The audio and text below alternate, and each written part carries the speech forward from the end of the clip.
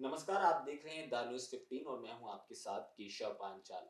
दिल्ली की राजनीति में पिछले कुछ दिनों में बड़ी उथल-पुथल देखने को मिली है। लिहाजा कुछ कांग्रेस के नेता आम आदमी पार्टी में शामिल हो रहे हैं, तो कुछ आम आदमी पार्टी का दामन छोड़ कांग्रेस का हाथ थाम रहे हैं। इस बीच बीजेपी अपने आप को मजबूत करने की पुरजोर कोशिश कर रही है। एक कांग्रेस की बात करें तो वो न्याय यात्रा निकालती हुई नजर आती है, तो वहीं बीजेपी झुग्गी झोपड़ी अभियान चलाकर जो केजरीवाल का कोर वोट बैंक है उसको रिझाने के लिए पुरजोर कोशिशें कर रही है। वहीं इस राजनीति वाले समीकरण में एंट्री होती है एलजी की। एलजी का हाल ही में जो बयान है वो बड़ा ही दिलचस्प है और देखने लायक है, क्योंकि उन्होंने कहा है कि जिस तरह से जो लोग पहले दूसरे इलाकों में या कह लीजिए दूसरे हिंदुस्तान से लगते हुए जो देश हैं वहां से आकर अब यहाँ रह रहे हैं, तो एक वो बड़ा मुद्दा है। लिहाजा बीजेपी के कुछ नेताओं की बात करें दिल्ली के, तो वो समय समय पर इस मुद्दे को उठाते रहे हैं, चाहे वो कपिल मिश्रा हो या परवेश वर्मा हो जो पूर्व सांसद रहे हैं। तो ऐसे में ये पूरा वोट बैंक किस ओर जा रहा है, और ये तीन पार्टियां जो दिल्ली की सत्ता में कुछ कुछ वक्त तक अपने आप को विराजमान किए हुए थी, आज उनकी मौजूदा कंडीशन क्या है। ऐसे में बात करने के लिए हमारे सीनियर सहाफी परवेश त्यागी जी हमारे साथ हैं। त्यागी साहब, वजीर आजम की बात करें, वजीर दाखिला की बात करें, या आप सियासी दावपेच से बात करें, तो दिल्ली बड़ा अहम हो जाता है। हर कोई अपने आप को स्थापित करना चाहता है हर पॉइंट ऑफ व्यू से। अभी मौजूदा कंडीशन क्या देख रहे हैं, क्योंकि पिछले समय हम मतीन अहमद की बात करें तो सीलमपुर के इतने जबरदस्त नामी गिरामी व्यक्ति जो कांग्रेस से 5 बार विधायक रहे, सीमापुरी की बात करें जो वहां से पूर्व विधायक रहे, तो कोई कांग्रेस में जा रहा है तो कोई आम आदमी पार्टी में आ रहा है। तो इससे क्या कुछ निष्कर्ष निकाले हम मौजूदा राजनीति के पॉइंट ऑफ व्यू। देखिए केशव, क्या है कि दिल्ली में चुनाव में अब कोई ज़्यादा समय रह नहीं गया है।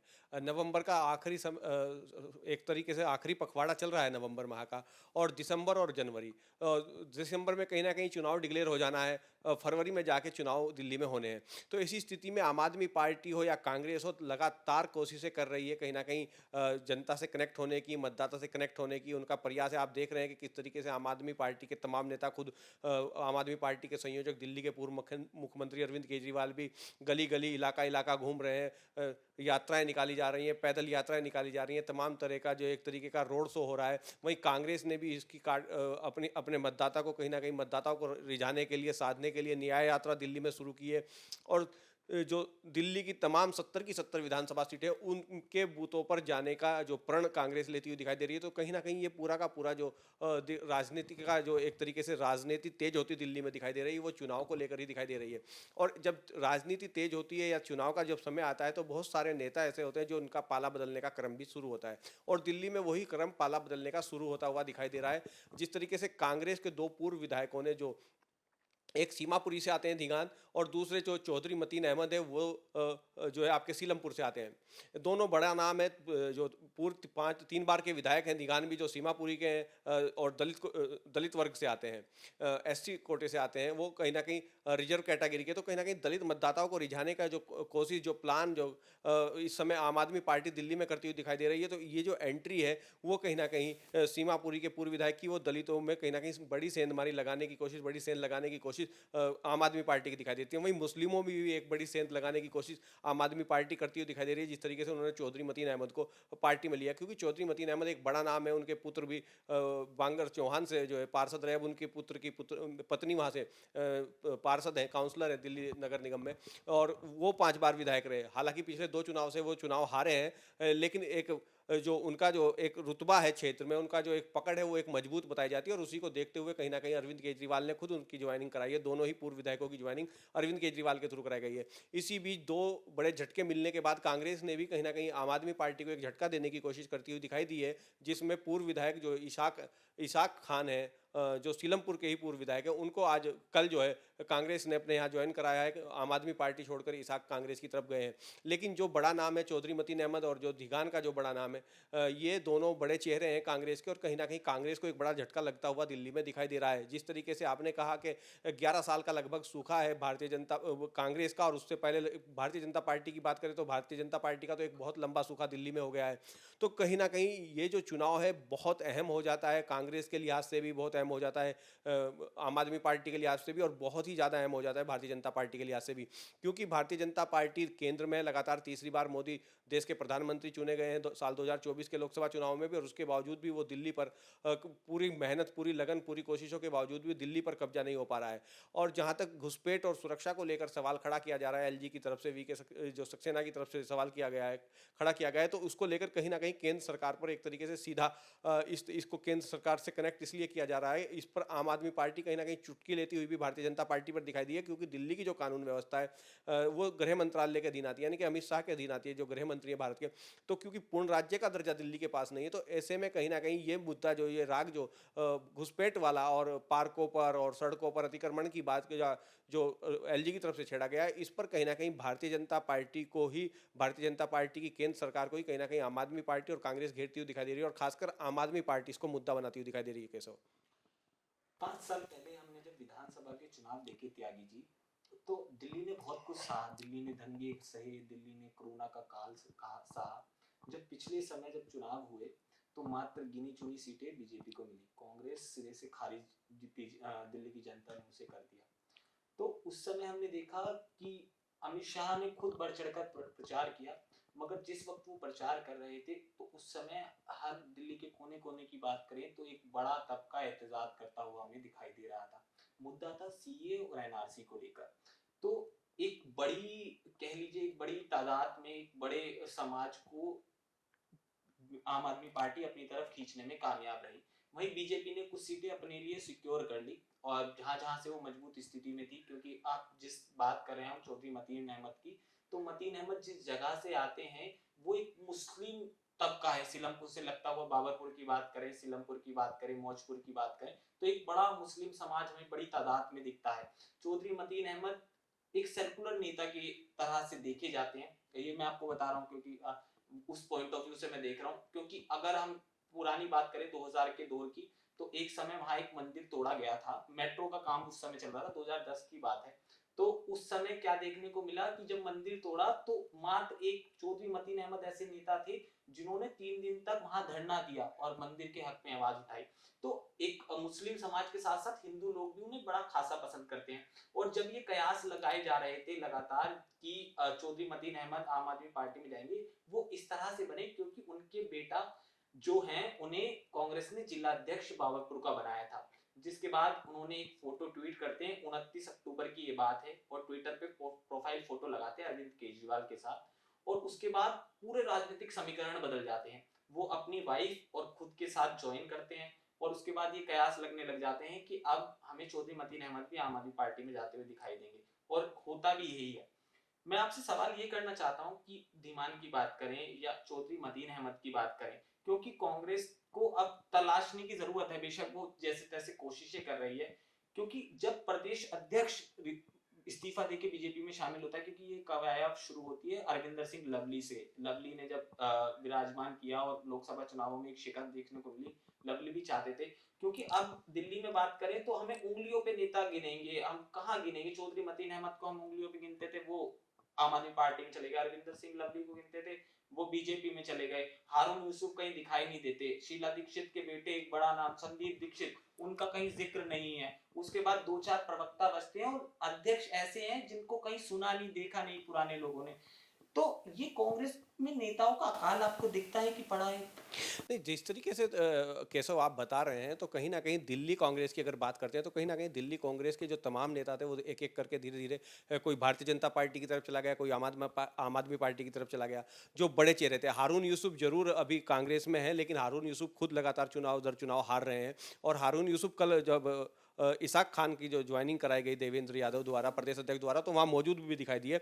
एक लंबे समय के बाद हारून यूसुफ की एक तस्वीर दिखाई दी है कहीं ना कहीं कांग्रेस के मंच पर। तो कहीं ना कहीं हारून यूसुफ भी दाएं बाएं की स्थिति में थे, लेकिन हारून यूसुफ का कल मौजूद होना यह है कि चौधरी मतीन के जाने के बाद थोड़ा ऑक्सीजन शायद हारून यूसुफ को मिलता हुआ दिखाई दे रहा है कांग्रेस में। और हारून यूसुफ लंबे समय तक शीला दीक्षित सरकार में मंत्री भी रहे, तो हारून यूसुफ बड़ा नाम था। लेकिन लगातार चुनाव दर चुनाव जिस तरीके से उनका प्रदर्शन है विधानसभा चुनाव में, जिस तरीके से उनका हार का जो क्रम है वो टूट नहीं रहा है, तो कहीं ना कहीं एक कांग्रेस जो है दिल्ली में रसातल की तरफ चली जा रही है। कांग्रेस में आप लगातार 2 चुनाव, विधानसभा चुनाव की अगर हम बात करें तो 2 विधानसभा चुनाव से दिल्ली की जो असेंबली है वहाँ कांग्रेस का कोई प्रतिनिधित्व नहीं, दोनों बार से 0 पर कांग्रेस यहाँ पर है। तो इस बार कांग्रेस को कुछ उम्मीद थी और शायद इसी उम्मीद के चलते कहीं ना कहीं कांग्रेस न्याय यात्रा निकाल रही है। जिस तरीके से राहुल गांधी की न्याय यात्रा को देश में पसंद किया गया, देश में उसको जो है एक बड़ा समर्थन मिला, लेकिन इस तरीके की न्याय यात्रा जो दिल्ली में निकाली जा रही है उसको अभी कोई इतना बड़ा समर्थन, इतना ज़्यादा समर्थन जनता के बीच मिलता हुआ दिखाई नहीं दे रहा। और जहाँ तक अरविंद केजरीवाल और आम आदमी पार्टी की बात है तो कहीं ना कहीं अरविंद केजरीवाल और आम आदमी पार्टी पूरी स्ट्रेटेजी के तहत, पूरी रणनीति के तहत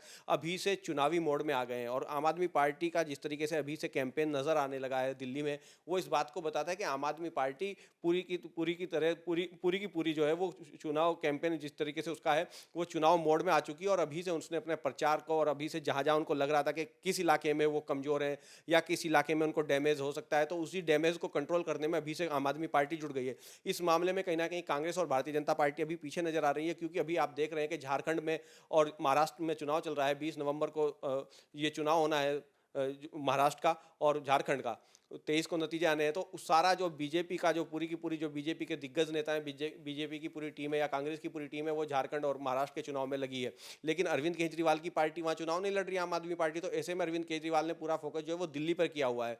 और दिल्ली में कहीं ना कहीं अरविंद केजरीवाल को जनता में जो है वो पसंद कर रही है, चाहे उनकी लाभकारी योजनाएं हो, चाहे लोगों को जो सीधा लाभ देने की बात है, जो एक लाभार्थी वर्ग जो बना है दिल्ली में, कहीं ना कहीं पानी बिजली मुफ्त वाला जो इशू है, या रोड जो दिल्ली डीटीसी की बसें हैं उनमें जो महिलाओं की जो यात्रा फ्री है, वो कहीं ना कहीं आम आदमी पार्टी को एक बढ़त देता हुआ दिखाई देता है। और जनता में जो उनका जो है नीचे तक, जो ग्राउंड जीरो तक, यानी कि अंतिम पंक्ति में खड़े व्यक्ति को जो उसका लाभ मिल रहा है, उनकी योजनाओं का जो लाभ मिल रहा है, वो कहीं ना कहीं आम आदमी पार्टी को कनेक्ट कर रहा है और आम आदमी पार्टी उसका लाभ उठा पा रही है। यही एक बड़ी वजह है कि झुग्गी झोपड़ी वाला जो इशू भारतीय जनता पार्टी उठा रही है, वो यही वजह है। क्योंकि जो जो निचला तबका है, जो गरीब तबका है, जो शोषित वर्ग है, वो कहीं ना कहीं अपनी मूलभूत सुविधाओं से वंचित है। और वो कहीं ना कहीं जो इस लाभ को जो पा रहा है, चाहे फ्री महिलाओं की बस यात्रा का मामला हो, चाहे बिजली का मामला हो, चाहे पानी का मामला हो, तो उससे उसको एक बड़ा लाभ मिलता हुआ दिल्ली में दिखाई दे रहा है। और यही एक वजह है कि अरविंद केजरीवाल का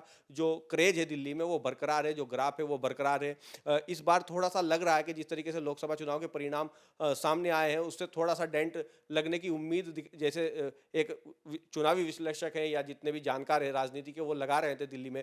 लेकिन कहीं ना कहीं उसको डैमेज को कंट्रोल करते हुए अरविंद केजरीवाल नजर आ रहे हैं। क्योंकि अगर हम साल 2019 की बात करें तो साल 2019 में भी 7 की 7 सीटें भारतीय जनता पार्टी जीती थी, 14 में भी जीती थी। मगर जब विधानसभा का चुनाव आता है तो कहीं ना कहीं भारतीय जनता पार्टी वो गच्चा खा जाती है, कांग्रेस जो है गच्चा खा जाती है, और अरविंद केजरीवाल जो है वो चुनाव को आसानी से निकाल के ले जाते हैं। और रही बात चौधरी मतीन की, तो चौधरी मतीन के आने के बाद जो एक 3 वोट के अंतर से महज मेयर बना है आम आदमी पार्टी का, तो कहीं ना कहीं वो जो कांग्रेस का जो वोट था, जो कांग्रेस बायकाट करती हुए नजर आ रही थी इलेक्शन से, कहीं ना कहीं वो चौधरी मतीन ने आके उसको उस खाली स्थान को जो फिल किया, और उसी के सारे ये पूरा जीत का जो है जो जाल बुना गया था आम आदमी पार्टी का, उसको आम आदमी पार्टी सफलतापूर्वक आगे बढ़ती हुई दिखाई दी है। कहीं ना कहीं कांग्रेस के जो 4 पार्षदों का टूटना था, वो आम आदमी की पार्टी की तरफ जाना था, और उससे पहले ही चौधरी मतीन की एंट्री आम आदमी पार्टी में कराई गई है। तो वो कहीं ना कहीं वो पूरे जो सैनोरियो, जो पूरा एपिसोड, जो पूरा राजनीतिक घटनाक्रम हुआ है, वो मेयर चुनाव को लेकर भी कहीं ना कहीं नजर आता है। और उसको लेकर ही कहीं ना कहीं पूरा जाल अरविंद केजरीवाल की तरफ से बुना गया था केशव।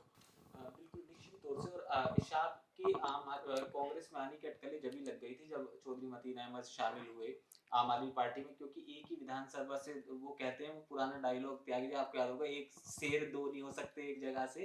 तो अब्दुल रहमान जो भी मौजूदा विधायक हैं सीलमपुर के, इस बात से वो भी कहीं ना कहीं आहत हैं। क्योंकि अगर चौधरी मतीन अहमद इतना बड़ा नाम आता है आम आदमी पार्टी में, तो जाहिर सी बात है वो चुनावों को लेकर आएंगे और वो टिकट की मांग भी करेंगे। तो इनकी जो प्रेजेंटेशन है वो खराब होगी आने वाले टाइम में, इशाक की भी और उसके बाद अब्दुल रहमान की भी।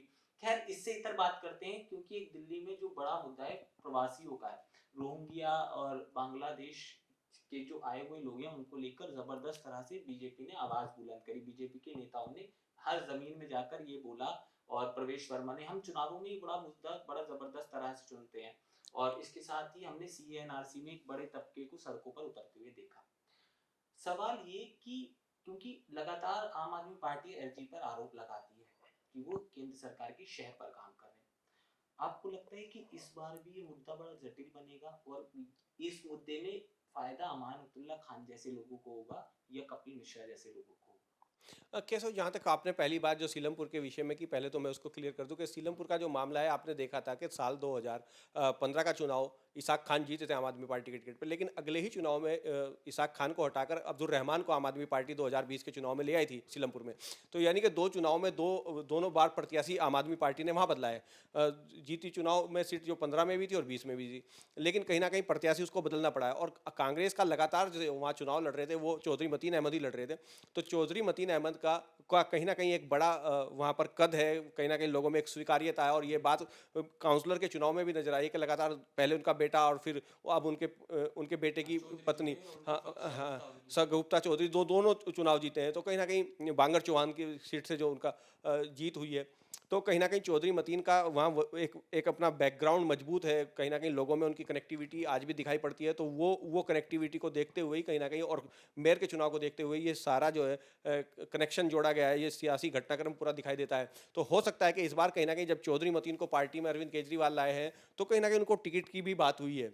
और ऐसे में अगर टिकट की बात हुई है, तो कहीं ना कहीं अब्दुल रहमान को लेकर भी जो है शंका का जो आप जाहिर कर रहे हैं, वो भी हो सकती है कि अब्दुल रहमान, क्योंकि दोनों चुनाव का इतिहास जो है, आम आदमी पार्टी का वो प्रत्याशी बदलकर, चेहरा बदलकर ही चुनाव लड़ने का रहा है। तो इस बार भी हो सकता है कि वहां से चेहरा बदला जाए और चौधरी मतीन के परिवार का कोई सदस्य वहां से चुनाव लड़ता हुआ है, चौधरी मतीन खुद चुनाव लड़ते हुए आम आदमी पार्टी के टिकट पर सीलमपुरी में नजर आए। रही बात घुसपैठ वाले इशू की, तो जिस तरीके से एलजी खुद बोले हैं घुसपैठ वाले इशू पर, और कहीं ना कहीं ये घुसपैठ का जो मामला है वो दिल्ली की जो कानून व्यवस्था है, जो केंद्र सरकार के अधीन है, गृह मंत्रालय के अधीन आती है, उस पर सवाल होता है, उस पर सवाल खड़ा होता है। और अब मैं, जहाँ तक दिल्ली की बात की जाए, तो दिल्ली में चुनी हुई सरकार से कहीं ना कहीं ज़्यादा अधिकार जो है वो एलजी को प्राप्त है। यानी कि उपराज्यपाल जो है दिल्ली के, वो ज़्यादा अधिकार रखते हैं। और एक तरीके से सरकार जो है असली, वो राज्यपाल के हिसाब से ही दिल्ली में चल रही है, क्योंकि तमाम अधिकार दिल्ली में राज्यपाल के पास है।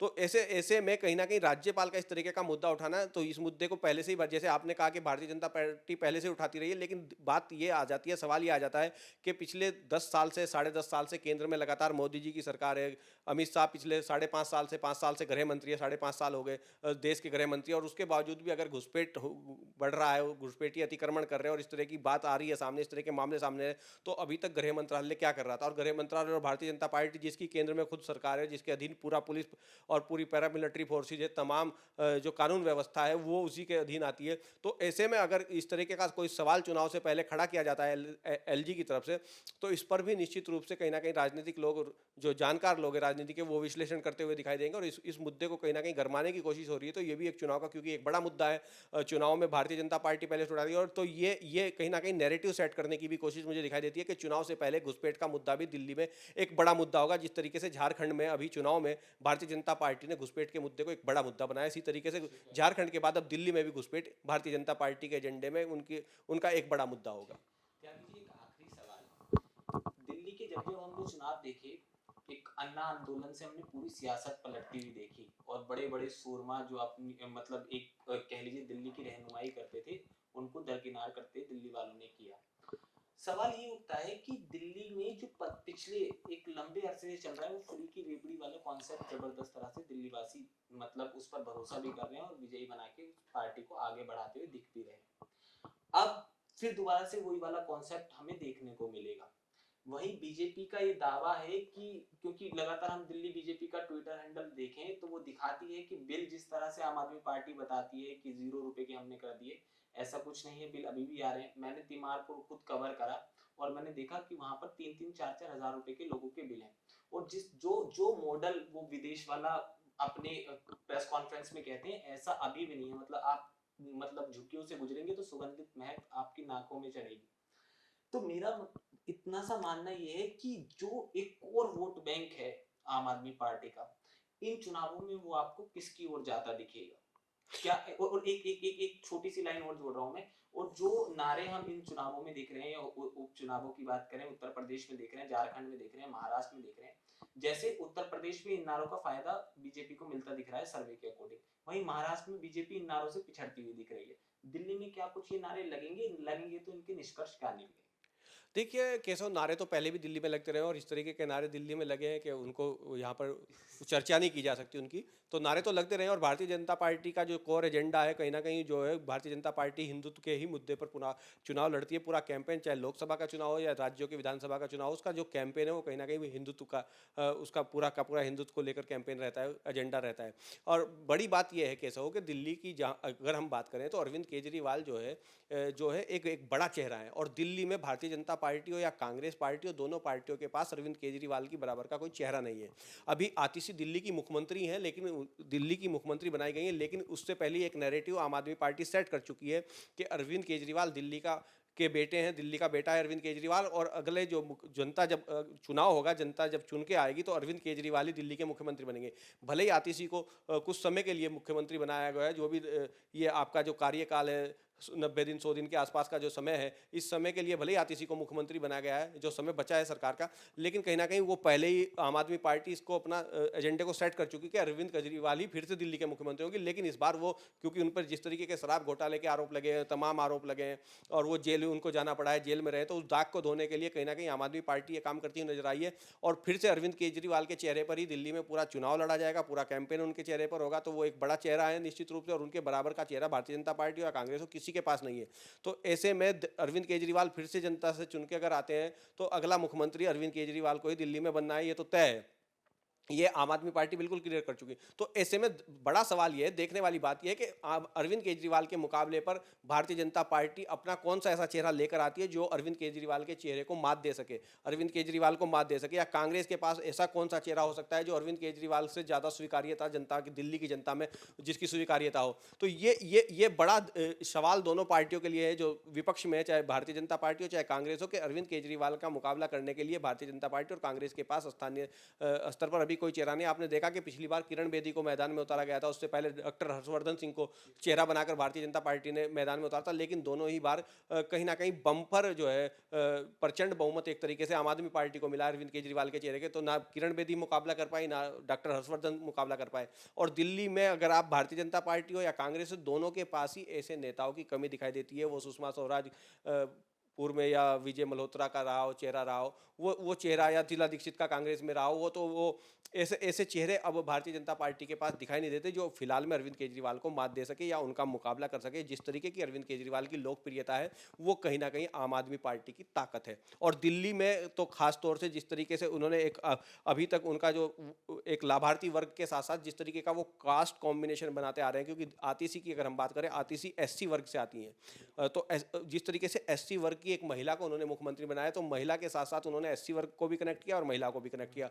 और आतिशी को कहा जाता है कि जो दिल्ली के स्कूल है, कहीं ना कहीं मनीष सिसोदिया के साथ आतिशी की भी अहम भूमिका उन स्कूलों में जो शिक्षा का जो स्तर है दिल्ली का उसको उठाने में आतिशी की भूमिका रही। तो ऐसे में बड़ी बात यह है कि अब अरविंद केजरीवाल की जो पार्टी आम आदमी पार्टी, उसमें चेहरा दर चेहरा कहीं ना कहीं जो अरविंद केजरीवाल के बाद की जो पंक्ति है उसमें भी एक बड़ा चेहरा तैयार किया जा रहा है कि अगर भविष्य में अरविंद केजरीवाल किसी दूसरी जगह के लिए शिफ्ट किए जाते हैं, या भविष्य में जिस तरीके की उन्होंने ऐलान किया था कि 29 में वो देश के प्रधानमंत्री पद के लिए दावेदार होंगे, प्रधानमंत्री पद का चेहरा होंगे, अगर ऐसे में शिफ्ट भी होते हैं तो दिल्ली के लिए कहीं ना कहीं अगला प्लान भी आम आदमी पार्टी के पास दिखाई देता है, जिसकी कमी भारतीय जनता पार्टी और कांग्रेस में दिखाई देती है।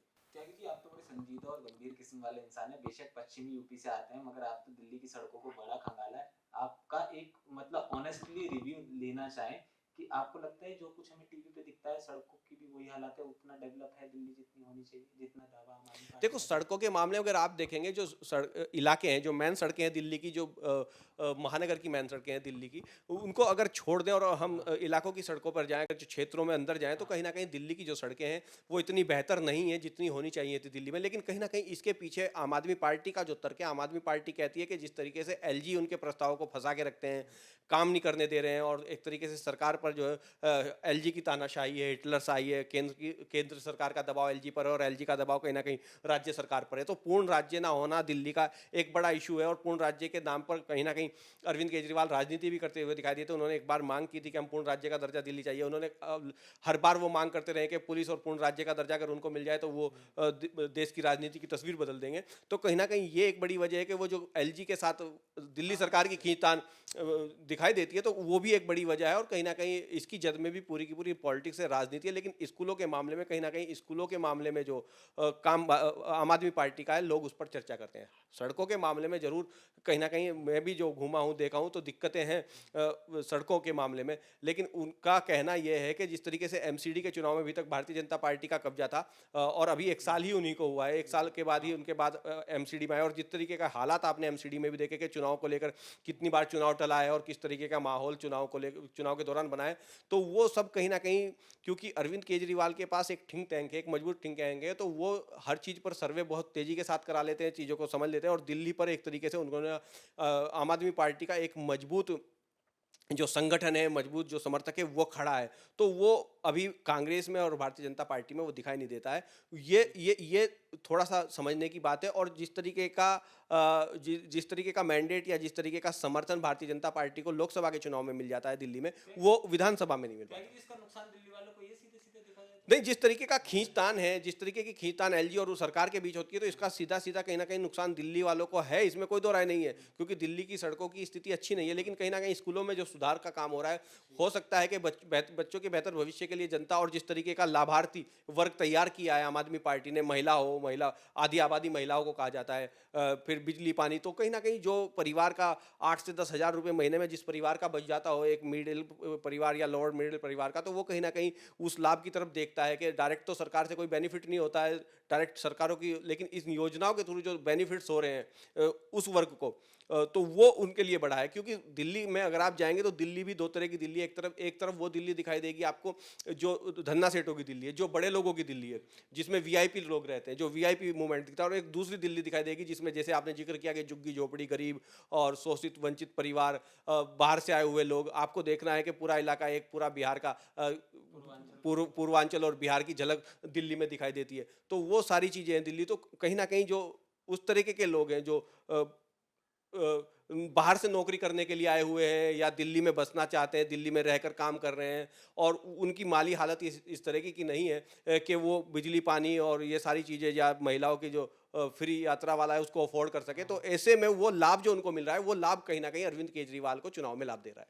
ठीक है अनंत तवार, और हम दिल्ली वाले दो तरफ की दिल्ली बांटते हैं, एक जमुना पार और एक जमुना पार वाली, तो ये वो दो कॉन्सेप्ट है। खैर, सचिवालय से संसद की दूरी मात्र कुछ किलोमीटर की हो, मगर इस पूरी कन्वर्सेशन का जो निचोड़ निकलता है ये है कि बीजेपी को दिल्ली विधानसभा तक पहुंचने के लिए और अपना बल दिखाने के लिए एक लंबा संघर्ष दिल्ली चुनावों में करना पड़ेगा। इसके साथ ही आप बूस्टर का काम कर चुका है, उसके लिए मेयर चुनाव, और वो एक मजबूत स्थिति में फिलहाल दिख रही है। और वहीं कांग्रेस की बात करें तो उसकी मुश्किलें कम होने का नाम नहीं ले रही। लिहाजा अब ये देखना होगा कि कांग्रेस का नेतृत्व आगे बढ़कर राहुल गांधी करते हैं या दिल्ली के अध्यक्ष करते हैं। फिलहाल इन सब के बीच जो सबसे दिलचस्प बात यह है कि इन चुनावों में एलजी खुद आकर जो बयान दे रहे हैं, उसका क्या फीडबैक जनता देगी, क्या फीडबैक दिल्ली की मुख्यमंत्री देगी। आपका ये वीडियो देखने के लिए बहुत बहुत शुक्रिया। आपको ये वीडियो कैसी लगी हमें कमेंट जरूर करिए।